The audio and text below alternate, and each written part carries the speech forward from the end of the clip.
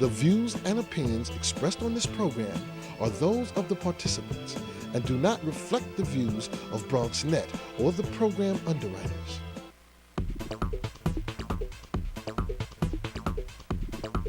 BronxNet. Your voice, your views, your vision. Hello, everyone, and welcome to Open Friday. I'm Rina Valentin, your host, Y Café con Leche, for the next hour. Remember to stay in touch with us and check us out on Twitter. And, we have a great show lined up for you today.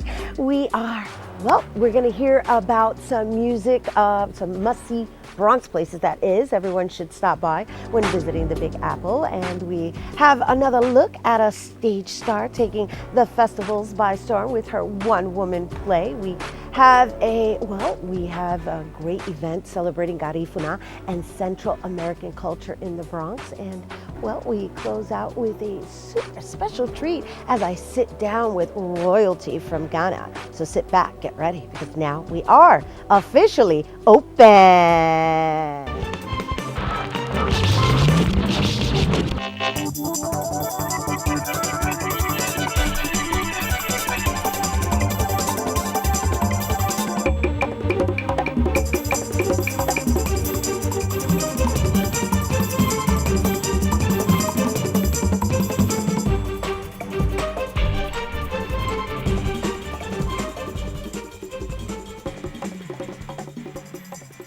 Hello, welcome back to Open. Once again, I'm Rina Valentin, your host, Y Café con Leche, for the next hour. And as I was saying earlier, make sure you stay in touch with us. That's right. Check us out on Twitter at BronxNet TV and on Facebook at Open BronxNet Television. And of course, you can follow me at Rina Valentin. Don't miss out on anything. Make sure you keep in touch with us. All right, we're going to get right into the show because we've got a rocking show. And of course, we've got Vince Bracey rocking the music. And I just want to acknowledge him because, I just came back. I just got back from traveling.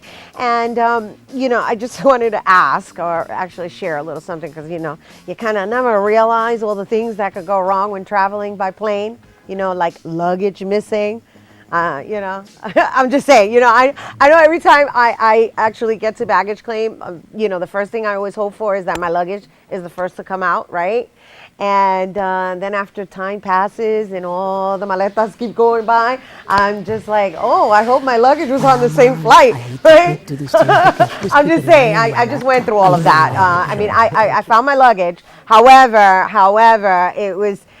Yeah, it was like, somehow we're always praying in that moment because your possessions, they take on like a whole new meaning, a level of importance when you're out traveling. Because imagine, being away for like a week and then you got nothing. I'm just saying, sorry, I'm talking to you guys and I'm also talking to Vince. And just to be on the topic, you might want to consider what your most memorable airport story is. But actually, Vince, I want to ask you, what was do you have an airport memorable story? Yeah. Airport memorable story? I don't really have No? I'm glad you got your trip. I'm glad you got your Thank you. Yes, that, turbulence isn't exactly my favorite thing either, That's kind of like, I don't know, once the plane takes off, it's kind of like, well, this is where we're at. We're in the hands of somebody else, and we got to hope he's a good pilot. Yes. My very first time being on an airplane, there were like a lot of airplane passengers going. I was about 10 years old, and I was horrified, especially because it was a surprise for my I was going. They told me for the Right.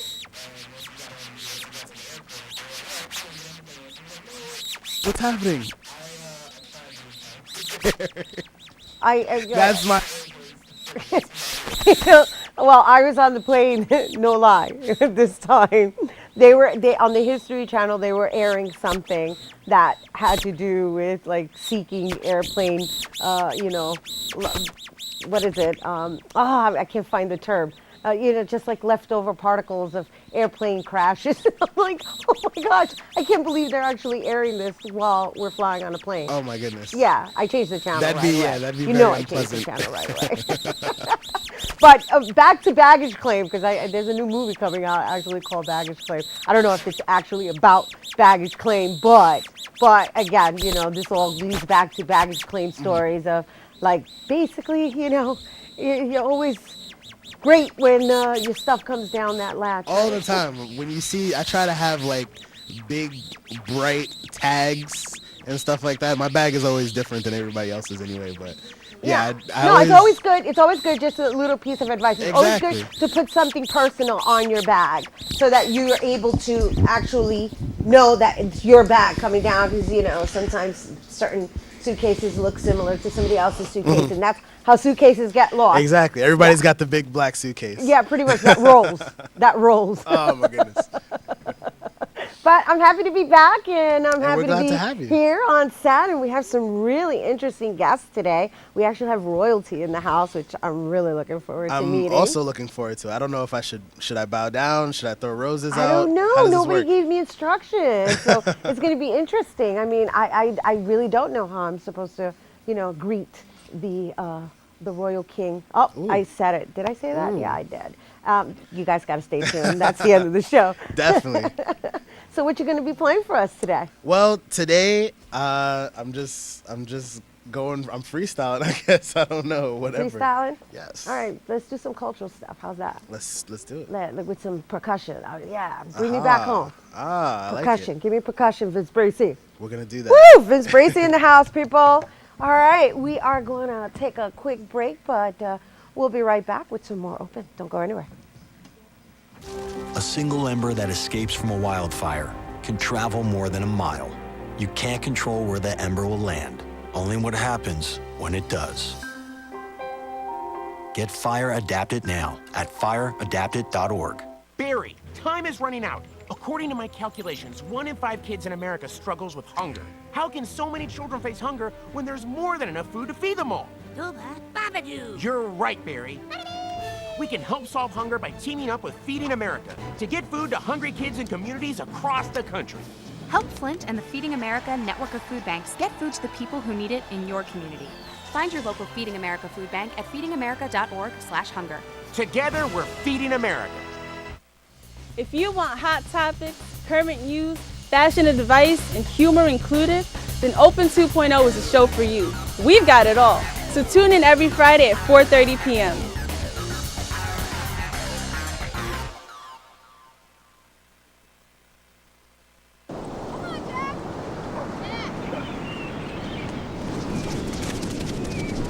This was me. And Mom and Dad. And my big brother Alex. And Jack.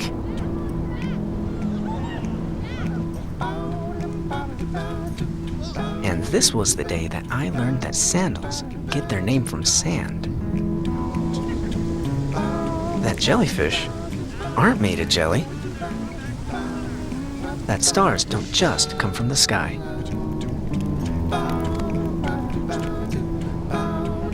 That the ocean is bigger than all of us. This is the day we all got to forget that I was sick. And it changed everything. This was my wish.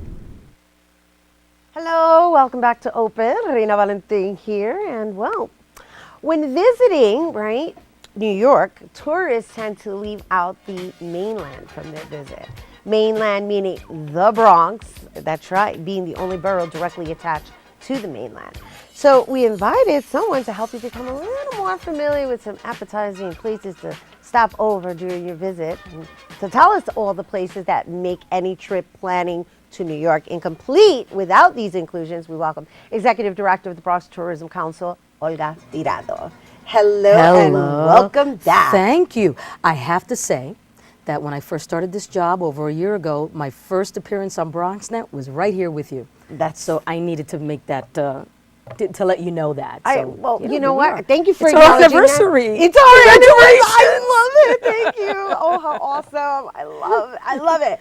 I love, honestly, I love that. Thank you for acknowledging that. And thank you for visiting us again. And I just love when we're able to invite guests to come and share their progression and any new information that has actually developed from the time that they started a position and or even released a record or a performance or what have you. We have some repeat guests today, and we're happy that you're one of them. Well, thank you. I'm glad to be back. And so, since your year's journey of being the executive director of the Bronx Tourism Council, I can only imagine how much information you have to provide, and we don't have all the time in the world. Oh, However, man. I know. I wish we had more time than we do. However, just to kind of share with our viewers who actually view us from abroad, how is it? What is it about the Bronx aside from the three? What do you call them? The big three. The big three, yes. That people are missing out on. Yeah, well, the big three, just to let everybody know what the big three is. The big three is really the big three institutions that sort of what the Bronx is known for, which is the Bronx Zoo, the New York Botanical Garden, and Yankee Stadium. Those are very, very, very wonderful institutions. We're happy they're here. I frequent them as often as I can. But one of the things that the Bronx Tourism Council is doing is making sure that we let people know that there are other areas to go to and explore and enjoy in the Bronx, aside from the big three. And so, for example, we've got Arthur Avenue, which is Little Italy. We've got Wave Hill on the west side of the Bronx. We've got Van Cortlandt Park. We've got Pelham Park. We've got City Island. We've got some of the greatest, artists here, Pregones Theater. We've got Lehman Performing Arts, Lehman Stages, Lehman Gallery, the Bronx River Arts, the Bronx Arts River Alliance. We've got so many wonderful things to do here. And it's just sad that a lot of people don't really know about it. And that's what our job is to let people know that there's so many things to do and see in the Bronx. I know, that's why the web is a beautiful thing, right? Because we're actually sharing it with you, the world, that is. And also not just the typical, the big three, as you say, which we love, as you mentioned. However, there are so many little jewels within the Bronx. And being an arts advocate myself, the artists here and the artistry that exists within these cultural institutions is so vibrant that we're really happy that you're here actually designing tourist. You have a tourism bus, right? We have the trolley. We have the trolley. Right? Tonight, Friday, we're having the City Island Seaside Trolley. It's the first Friday. Every first Friday, the trolley goes to City Island. Every first Wednesday, we do an arts trolley tour, and that's with the Bronx Council on the Arts. And you could go to bronxarts.org for that. Tomorrow, Saturday, there's an urban farms tour. There are a couple of urban farms in the Bronx. And tomorrow's theme is Italian cuisine.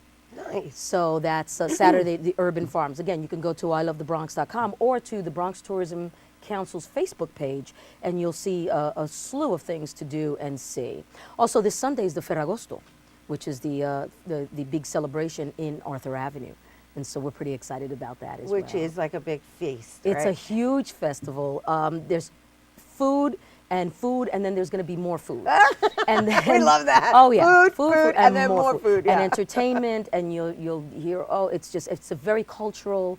It really celebrates this rich history of the Italian-American experience in the Bronx. And that's on Sunday from what time to what time? It's on Sunday from, I believe it's 1 to well into the evening. Well into the evening, and of course, it's actually the Bronx's version of like the San Gennaro festival, right? And Mm-hmm. just going back to the trolley, like where do people pick it up? Well, it depends on the tour itself. We've got a variety of different tours that go on throughout the year, and some people actually create their own tours, and then we provide the trolley to them for that. Tonight, the trolley can be picked up at the last stop and the number 6 train, the Pelham Bay stop there. That's where you get on at about 5:30, and it's a hop on, hop off. So it goes around. So you can, if you miss the 5:30, it'll come back around and you'll catch it again. And it'll take you into Bartopel Mansion, to City Island. You'll get to see the gallery, Focal Point Gallery in City Island, and they're having an exhibit. You'll get to see some of the restaurants that makes City Island so special. Now, for the first Wednesdays, which obviously September is over in terms of first Wednesday, but in October, the first Wednesday of the month, you can catch the trolley at Ostos Community College on the Grand Concourse. And that also starts at about 5:30, 6 o'clock. And it's also a hop on, hop off, and it'll take you around the different galleries and performance studios in the Bronx, in that section of the Bronx. And there's no reservations required, right? Nope, just show up, and it's magic, free. I know, I was going going to say the magic word is it's free. Yeah, it's free. Oh my goodness. My favorite word. It's my favorite word. I love that word. It's That's free. my favorite word. And give me anything free, I'm so there, Yeah. especially when it's about exploring and just learning about our rich culture here. Yes. Through artistry, right? We love artists. Yeah, through arts, through history. The Bronx County Historical Society has a number of events going on as well. Go on to, if you go on to our website, ilovethebronx.com, you'll see those links. And you'll see plenty of things to do. And the website, which is fairly, the website has been around for a long time, but we revamped it a little bit, and it's constantly evolving. We're making it better as we go along, and it's just, just getting better and better. Well, I just want to congratulate you on all the wonderful work that you've done since you've taken on this position. I mean, you just completed the Salsa Fest, which was really huge. Fun. Which was huge. Yeah. And the fact that, there's all these activities going on. I mean, we just went through a whole list, which obviously means you have to go to ilovethebronx.com to actually check it out for yourself. Right. But for this immediate weekend, basically, we've got the festival, the Ferragosto. Ferragosto, which really means the August Fair, but, it's in September. So it's the Ferragosto on Sunday, the Urban Farms Tour on Saturday. Friday night is the Seaside Trolley for City Island.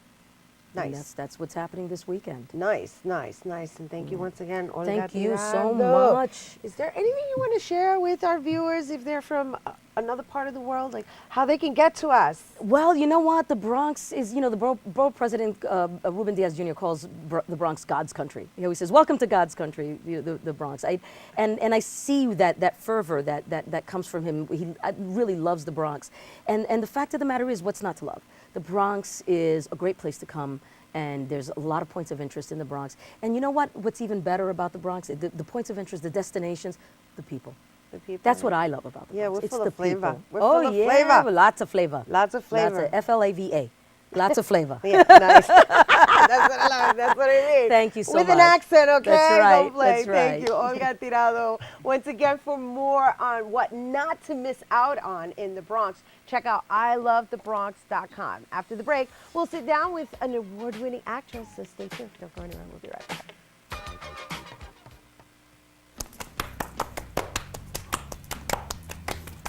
Come on, Theo. Hi, I'm Ruben Diaz Jr. I'm not just the Bronx Borough President, but I'm a father and an uncle. I can't emphasize enough how important it is for men and fathers to be a part of their children's lives. Let me talk to you about a program that's come out of my office, the Bronx Fathers Taking Action Committee, which is a committee of Bronx fathers and men formed to help uplift the institution of fatherhood while responsibly respecting the privilege of being a dad. Our mission statement is to engage, empower, educate, and encourage fathers, grandfathers, and uncles of all ages by providing them with the resources and help that they need in order to build new relationships with the leaders in our community. Ultimately, this initiative will help reinforce Bronx men as positive role models. So, I just want to take the time out to encourage fathers, grandfathers, uncles, men of all corners of the Bronx to take an important role in the lives of the children in your family and in our community, and also to get involved in this uplifting committee. Good job, Theo. Thank you. Let's start it again, Theo. All right.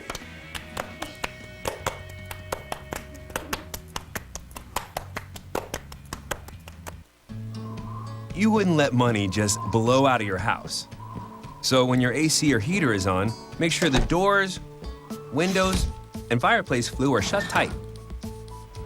If you're headed out, turn down the AC or lower the heat by 10 degrees. And always keep your water heater set at 120. A little bit of common sense goes a long way. Get more great tips at energysaver.gov. Hello, welcome back to Open. Our next guest just completed a successful run of her one-woman play, They Call Me Q, at the New York International Fringe Festival after touring nationally. And now the Fringe Festival has invited an encore of her one-woman show to play to a 200-seat at Baruch. Woo! Please welcome award-winning actress, playwright Kirat Ann Kadwani. Hello and welcome back, darling. Thank you so much. Congratulations. Thank you. It's been such a ride, a wonderful ride. You know, just because, you know, I mentioned to Olga, it was a pleasure having her back on. It's a pleasure having you back on. We had you on last year when you first started your journey of touring, They Call Me Q. Absolutely. In fact, yeah. And since, which was, I believe, in December, right? December. And since you've already won a few awards. I have. I have. Okay, so please do share, you know, spread the love. Yeah, well, December was great because I had just finished a run in November at the Variations Theater Group Festival, which was in Long Island City, and I won the Best Actress Award. And I don't know if you remember this, but when I was here in December, I was like, I'm going somewhere really warm in February, and that was the Maui Fringe Festival. I know, Maui! And I was so excited, and it was especially exciting because I won Best Play there, and that was, you know, so touching to me because I've worked so hard on this play, writing it for 4 years, that receiving that award among people who are local to Maui, judges who are, you know, Maui locals, I felt so amazed and happy about that. You know, and now the New York International Fringe Festival, which happens to be a really huge festival and quite elite, you know, in the sense of it's not easy to get into that festival. No, actually, they have about 850 applications from all around the world, out of which they pick about 200 shows. This year it was about 185, out of which 40 of them are solo shows, and this is the cream of the crop when it comes to solo plays. I mean, people are really good. Competition is stiff.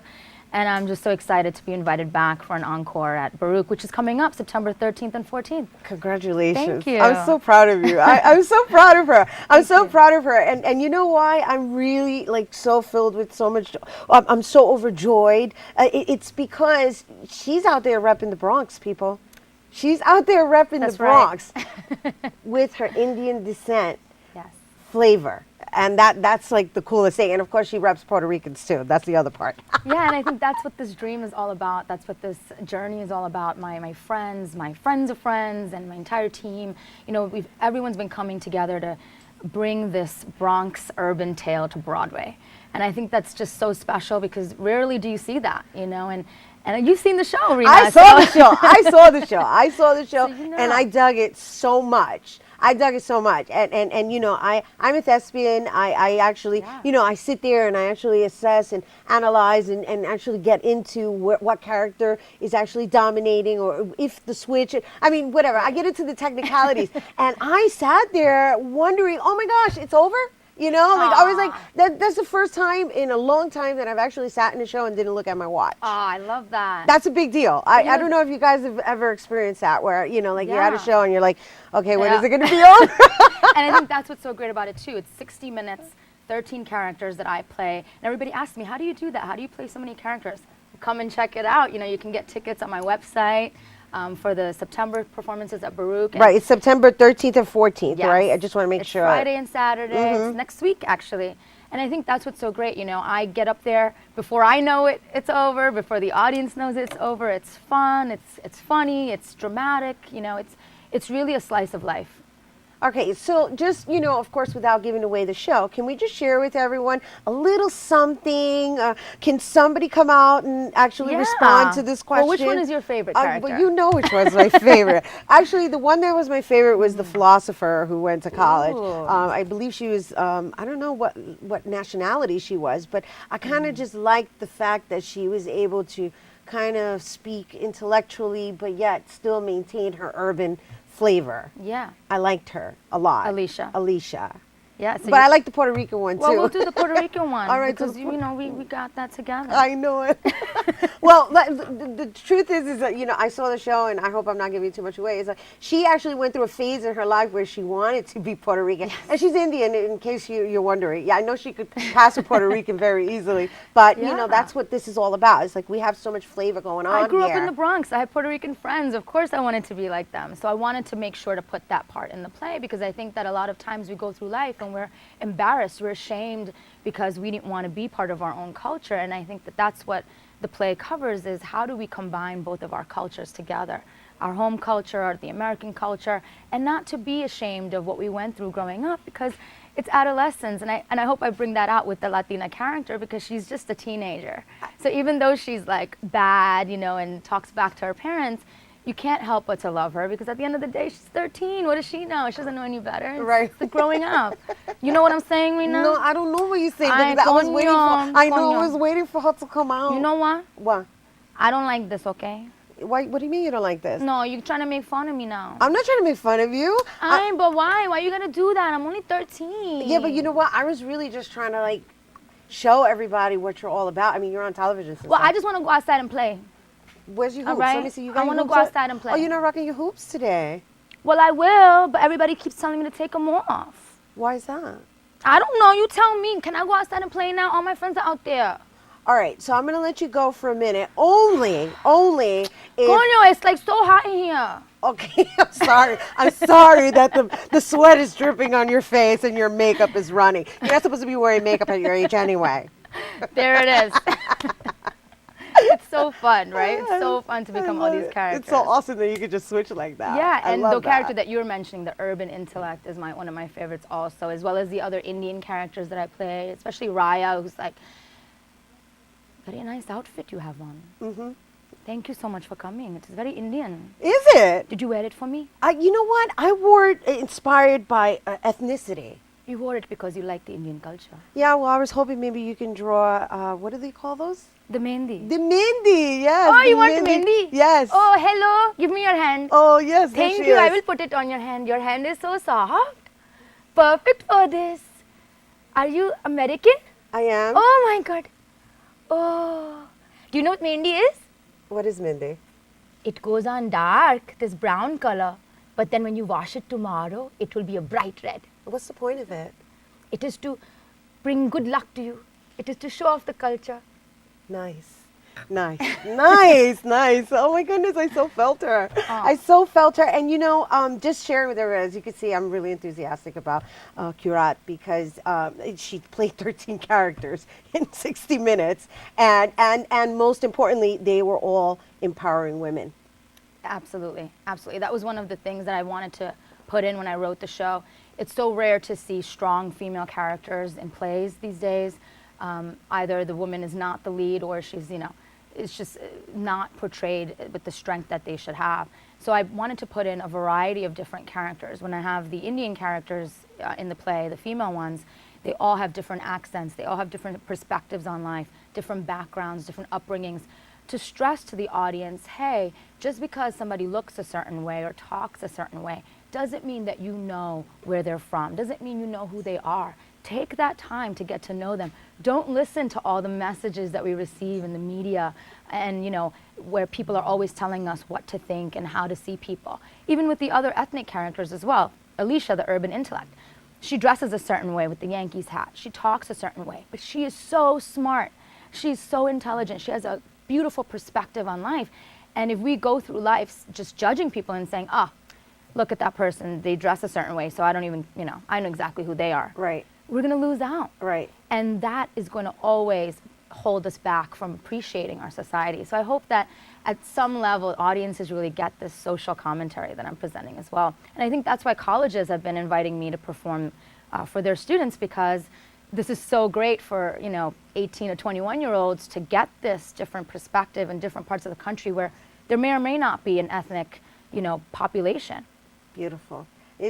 I'm so happy for you. I thank really you. am. I'm so happy, Thank you and so much. I'm really happy to be able to share this with you guys and have you back on. And congratulations on your encore at the New York International Festival. so much. And the New York International Fringe Festival, as well as your new upcoming tour, because you're going to be touring all over the colleges from what I saw on your itinerary. Yes, I have 4 coming up in the fall. I That's have some more awesome. coming up in the spring. People can always contact me on my website if they're interested in me bringing the show to their campus. And did you know what today marks, Rena? What's today? Today, September 6th, last year, 2012, was my very first performance at the Chicago Fringe Festival. Well, isn't that amazing? Happy anniversary! Thank you! To the love of my life, they call me Q. They call you Q. And we want to close with why they call you Q? Yes. You know, growing up, people always destroyed the pronunciation of my name, Kurat. And again, I was very ashamed, and I stopped correcting people as we normally do. You know, we get tired of saying, no, this is how it is, this is how it is. And throughout growing up, I started to become embarrassed of my name, and thus embarrassed of my culture, embarrassed of who I am. And now as an adult, you know, I usually correct people, and if I get tired, I just say, just call me Q. That's what's up. And she's from the BX, so of course she's going to be like, just call me Q. Woo! It was a pleasure having you on. Here. Thank you. And congratulations. And just, you know, another example of the flavor that's here in the Bronx, that that we all have similarities in our differences, and here we are sharing them with you. So I hope you go and check out her show. It's running 2 nights, September 13th, September 14th at Baruch. And we have to take a quick break, but make sure you check out the show before it hits Broadway, that is, because she's going to Broadway. She's great in it. I'm telling you, I saw it, I loved it. I hope you guys take a moment to go check it out. And you can check out her website at qkadwani.com. We'll be right back with more Open. Don't go anywhere.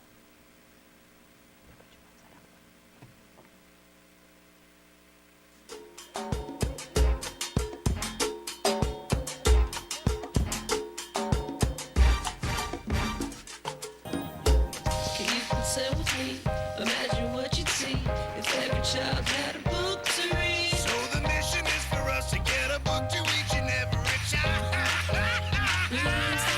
So let's join hands, book people unite. Unearth hidden passion. Come on, we'll have a good time. One book can be the first thing helps to change a life. Book people unite. Read to a child today and spark a lifetime of ambition. Being a dad can be tough. No. What do you mean she's not coming? When's the fairy princess coming? Any minute now. But when you're willing to do anything, It is I, Cruz Zinkelpel. Okay, time for cake. it's always worth it. I know it's really you, Guru. I'm just pretending for the other kids. The smallest moments can have the biggest impact on a child's life. Take time to be a dad today. Call 877-4DAD-411 or visit fatherhood.gov. Maybe he's really focused. Maybe he likes spinning the wheels. Maybe he just loves trucks.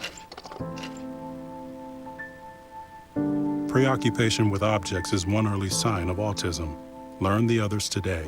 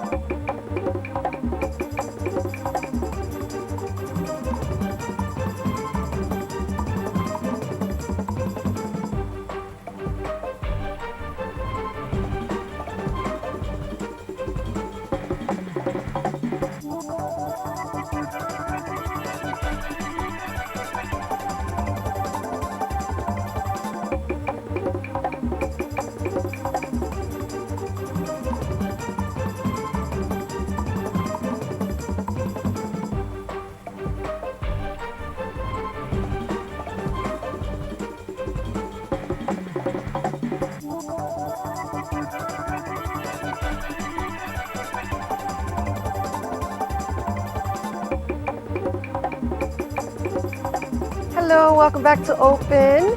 Next in the studio, we have the Deputy Secretary of the Council of African Imams. And this Sunday, they are actually sponsoring the 16th Annual Central American Parade Festival celebrating Honduras, El Salvador, Guatemala, Nicaragua, Costa Rica, and the Republic of Panama. Please welcome Ramatu Ahmed. Hello. Did I say that right? Yeah. Yes. Yeah. I know you're here representing the Honduran, right? The International Honduran Festival? No. No? I'm here representing the Council of African Imams. I'm a friend of the organizers of the parade. Okay, got it. Yeah. Okay. But I am here to represent the Council of African Imams. Right. I just forwarded the flyer to you to make it known as your Delia requested from me, but I'm not a planner. No. We didn't say you were a planner. We were saying you're Yeah, contributing. I'm you're just supporting. I'm just supporting Yes. them, yeah. That's what we said. Yeah. We just said that you're supporting. Yeah. And I was just giving them a description of everybody that's involved in the parade, the different cultures. Yeah. Right. Yeah, but my focus is on the Council of African Imams and the program that we had for the children on Sunday. Okay. Yeah. So, do you want to share? First of all, share with us what the Council of Imams is. Yeah, the Council of African Imams constitutes all the imams in New York City. And they had the idea of coming together because they realized that most of Muslims were facing some issues in the city, but there was nowhere to meet and there was nobody to talk for them. So the council was created as a voice to represent the African Muslim community and then even the African community in New York City. Okay, so can you just elaborate a little more on what imams is, African imams? The title imams is the spiritual leader in the Muslim community. Just like we have the pastor or the reverend in the Christian community, is the equivalence of that in the Muslim community. So we call our leaders in the mosque imams. I see. And so in this this leadership and in this, like, I guess, I don't want to call it, is it a congregation? Would we consider it a congregation? Well, in the mosque, yes, we are the congregants. Okay. When we are in the mosque to pray, we are the congregants of the mosque. And then in the Arabic context, they say the jama'ah, which means the people. So we are the congregants when we go to the mosque to pray, yes. Yes, no, this is beautiful, and thank you for sharing this. And, you know, I just want to share with you guys, you know, in case you're unfamiliar with these terms as I am, and I would like to, you know, learn a little more about this culture and religion and exactly, you know, what it is that, that actually draws people to that. Yeah, there are people who are really very close to their religion, and they have this belief. They believe in their leaders. They also can confine to their leaders. So that is the beauty of it. So it's like the imams are like the mediator between them for the people, something like that. So when people have issues, they feel comfortable to go to them. And even if the city has some programs for their people, the easiest way is to go to the mosque. When you go to the mosque, you can easily get closer to the people. So it's a very good place to not only to pray, but also to, like a community center where people go to know more about their community, to learn about each other and share ideas together. This past Sunday, we had a program for the children called the Ramadan Children's Festival. This is the first time we had that event. Okay, you please share with everybody what Ramadan is, because Ramadan is a really big festival. Yeah, Ramadan is a festival that happens after the 30 days or 29 days of the fasting period. And usually we abstain from everything. You name it. Food, yeah, you eat water, everything. You nothing. eat everything that you missed out in 30 days for, yes, right? Yeah. And you have to really put yourself in a way that you understand how somebody in need, somebody who doesn't have money or doesn't have food to eat, and a homeless person, how do they feel? So people that are really in need of social amenities that is not available to them. That is how you see yourself. And when you are out of the fasting period for 30 days, you can then respect and identify with somebody who is not having food to eat or doesn't have food to put on the table for him and the family. So after the celebration, we come together to give thanks to God. That is the following day, the morning of the following day. And we realized that at one of our meetings, the children complained that after the prayer, there's nothing for them to do.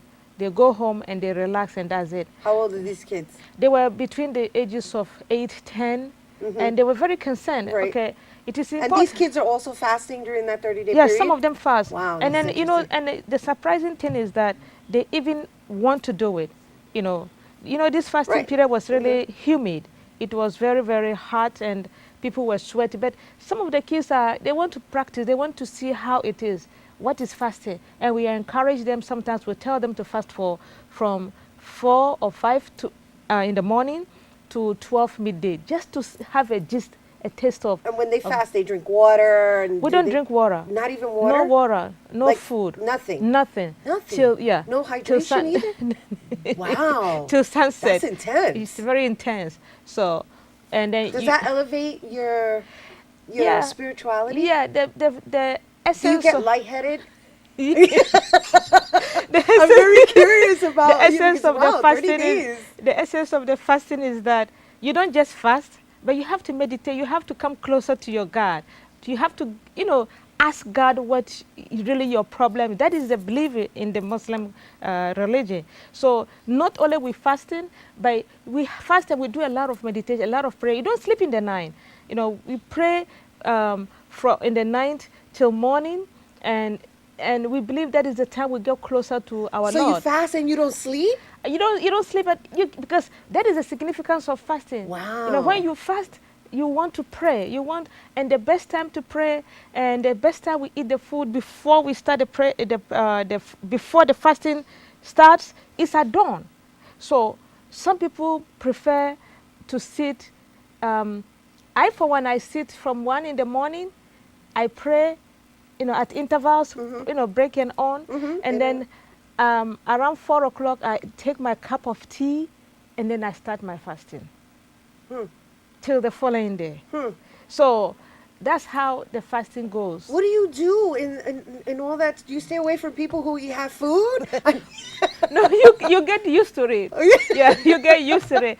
When I'm fasting, you can bring whatever food here. I don't even feel like eating. Nice. It's a discipline. Yeah, it's a discipline. You get yourself involved, engaged in that.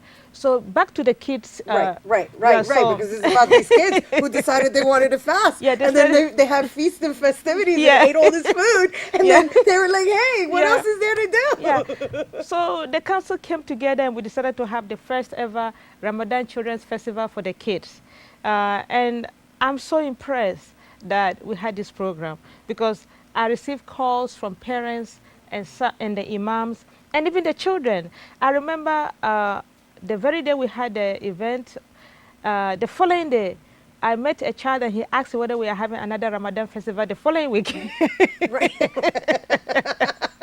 And I told him, no, it's going to be yearly. It's not a weekly event. We don't fast every week. We fast once a year. Right. So they were just focusing on the festivities, right? Yes. So it was fun for them.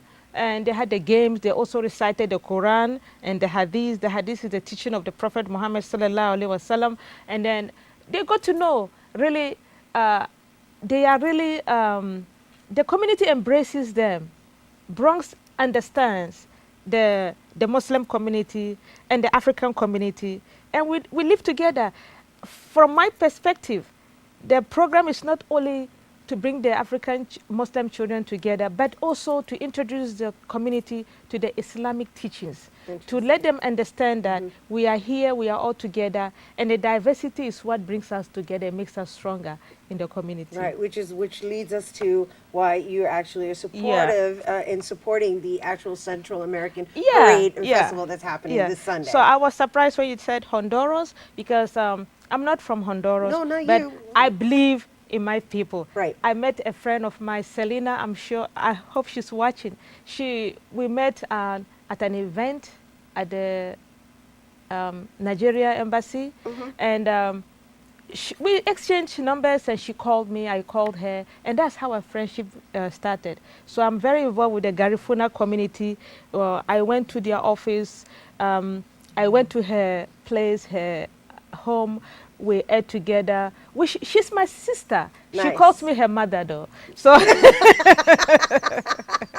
and I she's call like, her, she's my sister. She calls me her mother. So I believe in unity. I also believe in diversity, especially in the Bronx, because no matter what, one person cannot do it alone, and one group of people or one nationality. So if I'm from Ghana, being a Ghanaian here, Ghanaians alone cannot handle it. Likewise, the Honduras community alone cannot handle it. But when we come together as a group, as one people, then we can take all we can deal with the situation together and solve the problem. Absolutely. Yeah. One love. Thank you so much. My pleasure. Thank you, Ramatu Ahmed. Thank Right? you. I said it Yeah. right? Yes. Awesome. All right. Once again, thank you to Ramatu Ahmed. And just to refresh your memories, the Central American Parade is taking place Sunday, September 9th. It steps off at noon at East Tremont and Southern Boulevard, the Happy Land Monument. And for more details, you can actually check out facebook.com/Central American Parade. When we come back, we have a visit from royalty. Don't go anywhere. We'll be right back. Hey, princess.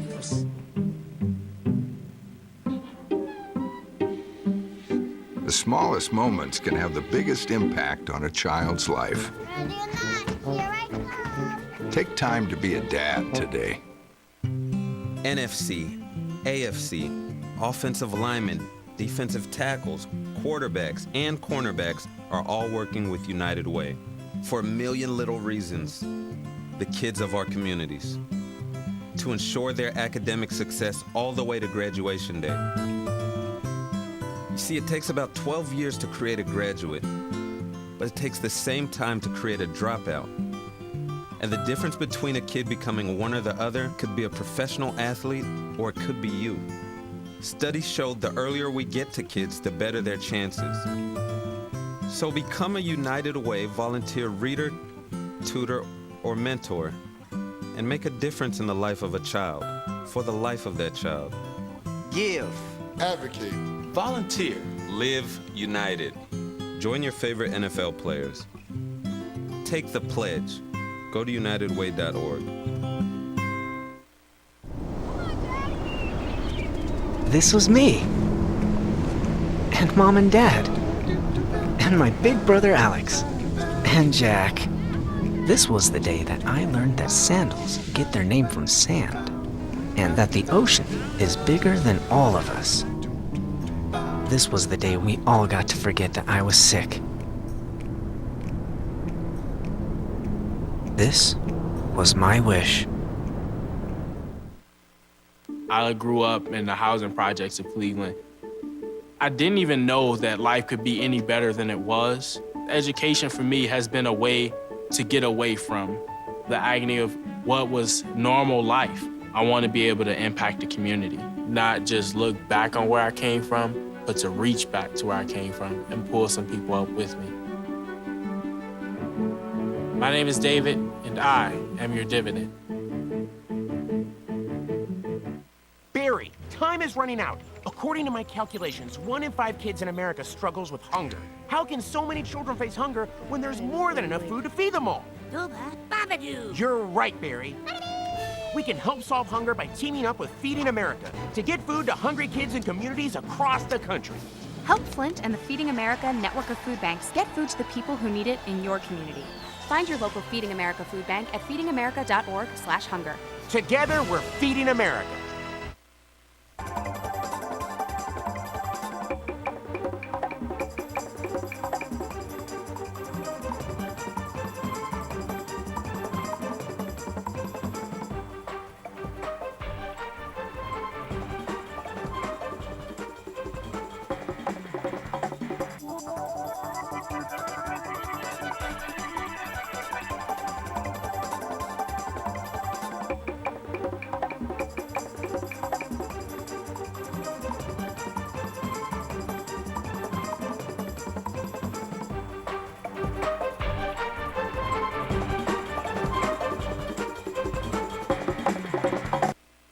Hello, I'm Dante Lemon from Open 2.0 on BronxNet, the show by teens, for teens, and about teens. Catch us every Friday at 4:30 and anytime on the web by going to www.bronxnet.org.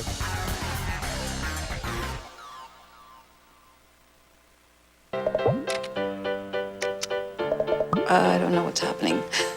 Start a new chat. What did I do? Okay. Wow. That is so weird. Hey! Hi! Oh my gosh. Hi! God, I don't even know what to say right now. I'm so nervous. Gia, you're so big. Come closer to the camera. Wait, now you're in my face. That was so good.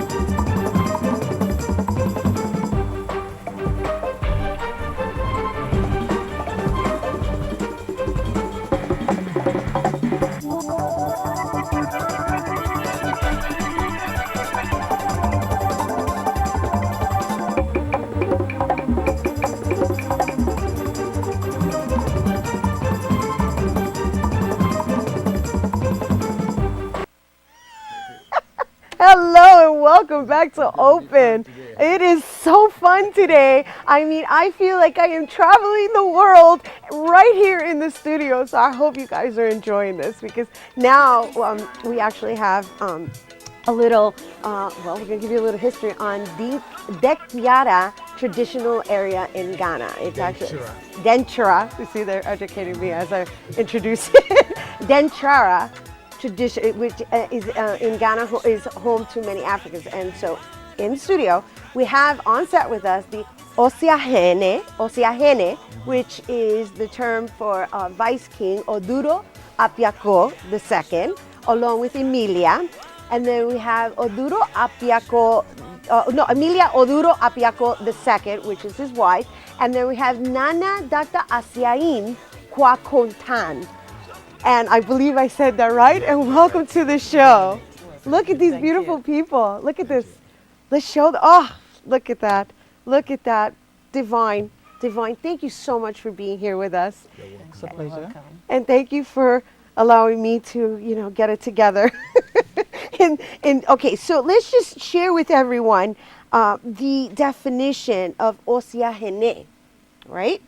Because it actually means king, vice king, minister, depending on the regions. And so who would like to start? Would it be Osiahene Oduro?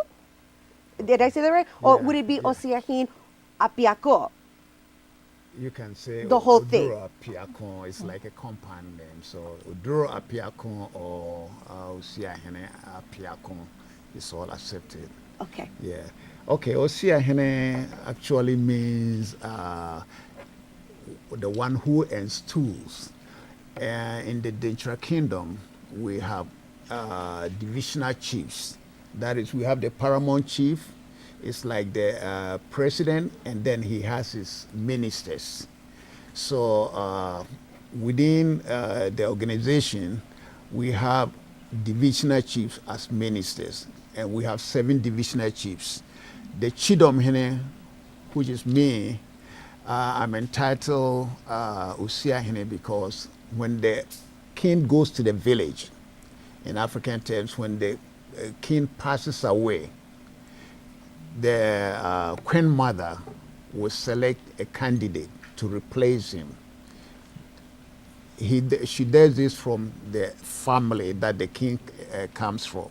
So after the divisional or the kingmakers have sat down and thought about who is the best person to succeed the uncle, because we go with maternal inheritance, then after everything is done, they rely mostly also on the Osiahene, the Chidom Hene, because you are like his vice. So before everything is done, the kingmakers will do everything, but yes, so your input is very strong. If you say, no, I don't consent to this person taking the throne, you can also influence the masses to change an opinion. So that is why we have the Chidom Hene as Osiahene. Osiahene in our language or in our dialect means one who instills. One who instills. Yeah. Interesting. Okay, so it's almost like government. Yeah. It's government, and then you will have... It's a government in the traditional African way. In a traditional African way, because this is a tribe. Yes. Right? Yeah. So how is it being married to a king, Emilia?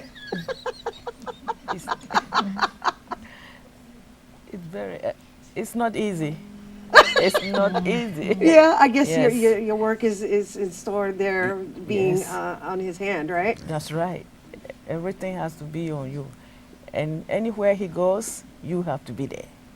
Yes. He cannot go without him. Is this part yes, of the it's tradition? Part of, yes. It's part of the tradition. And one thing is that, especially we those in foreign land, we have a problem because it's difficult to get people to go with you. And in our system or in our tradition, it is said that a king doesn't walk alone. You always have to be with somebody. So when I'm home, I cannot be walking to the street by myself. That's no. People who work in the palace or people in the community, they have to guide you back and forth.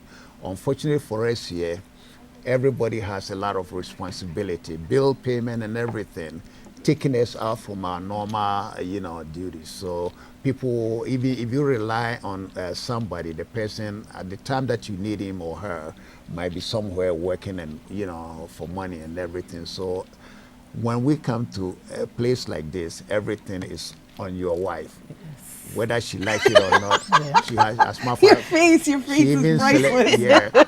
She even selects what you have to put on to go out. How you talk in the public and everything. Sometimes she'll be sitting down somewhere and be looking at you. If you are not doing the right thing, she will look at you and blink my give eyes. you And blink your eyes. So you guys have like a telepathic code. Right? This is very interesting. And so, Nana, right? Nana, Dr. Asaim Kwan Kom Tuan. Yeah. Now, is Nana a title? Yeah. It is. Yeah. Can you share what Nana is? Like what that means? Yeah. Well, in our traditional system, Nana is used as a term of reverence. So you might hear it in so many places that the people use the term Nana as a means to show reverence, and especially when you are a chief. You cannot just mention the name, because the name that you bear is not your private name. It's the name of an ancestor who did very good things to promote the security and the development of the traditional area. And therefore, the name is given to you when you are installed or installed as a king. And therefore, the name that you pronounce, the Esemkwa Kontan, is the name of my grandfather, who was also the chief in 1877. Wow. And in 1877, he was a chief all the way till he died in 1907. So the name was given to me because he did very well in terms of providing security and development for my people. So am I getting this right? You get renamed once you're enthroned with an ancestor's name who provided a service that was beneficial to the tribe? Yeah. Exactly. That's nice. Exactly, because the expectation is that the ancestor did very good things, and the sense that becomes a model. For instance, my ancestor he was just a chief of my village. And then because of the good things he did for the kingdom, he was appointed as the person in charge of finance. And in those days, you can imagine the major trade in Ghana was between the Europeans in terms of gold and diamond and silver and all those things and oil. Mm-hmm. And our tribe, Denchira, became the middleman between the trade from mostly the other kingdoms in the northern part of Ghana, in the east and the west, and the Europeans at the coast. And the king at that time needed to have somebody in charge of finance and commerce. Nice. And my grandfather was at that time appointed. Wow. And this has been the situation that we inherit up to today. Nice. So it's almost like you inherit responsibilities that were in your ancestry's bloodline, as well as the names and so forth. This is really all very interesting and very fascinating. And I wish we could spend the whole hour talking about this. However, we're out of time. And I just thank you all for maintaining a tradition here, keeping it alive in the Bronx and merging it with the urban.